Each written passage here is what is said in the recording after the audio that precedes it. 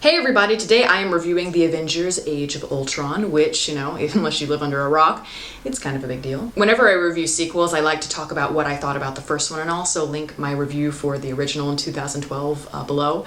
But yeah, I loved it. I know a lot of people think that I'm this art house snob, which is partially true, but I like to have fun at the movies like everybody else. Every time I watch the Avengers, I turn into this total redneck who's just like, whoa, explosions! I feel like I'm watching the Super Bowl, if I ever watched football. I think Joss Whedon, the director, did a really good job of being able to bring such a huge ensemble of big, iconic characters, big personalities, and find that balance between the humor and the chemistry and the action, and made it a really great popcorn movie. Of course, now he has the difficult task of trying to live up to that and not becoming a victim to sequelitis.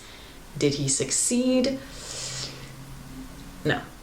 But it's still a lot of fun. So what's the story? The Avengers are back, of course, and the film starts right in the middle of a big action sequence, very much in the style of James Bond or Indiana Jones, and it's totally badass. Tony Stark is trying to create this computer program that is going to shield the world from all of the oppositional forces. But of course, you mess with the bull, you get the horns, and things go awry, very awry. And that computer program becomes Ultron, which is this villain played by the very brassy, very sardonic James Spader. And I suppose all of this, of course, is very topical, very relevant. In a lot of action movies and sci-fi movies, we see that theme over and over again, the idea that computers and technology, we're so reliant on it that at a certain point we can lose control, and it's about that paranoia. And I think there are some very nice monologues by Ultron and then by some other characters as well that really take that concept and it really grounds it, and it's a very noble effort, I feel. But the problem with this movie is that it suffers from TMSGO,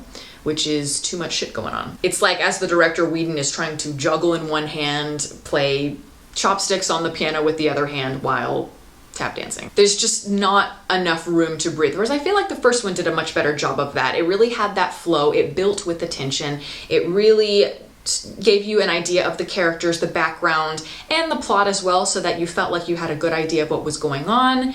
And, it did that in a way that by the time it makes that big crescendo, there's a great payoff. There's this amazing, spectacular action sequence. Every time I watch that sequence, I feel like I'm like a 10-year-old who discovered his dad's Playboy magazines or something. But Age of Ultron just doesn't build with that same sort of excitement because it doesn't have that same cohesion, that fluidity. It's very much like big fight sequence, exposition. Big fight sequence, exposition. And it just doesn't have that same impact. And the action sequences, because they're so similar to each other in terms of the spectacle of it, they just make you feel kind of numb to it after a while. Which is not to say that they're not amazing, because they are amazing. There are a couple of sequences that really stand out in my mind. The first one was just, it really grabs you. It is perfect for an opening sequence, totally badass.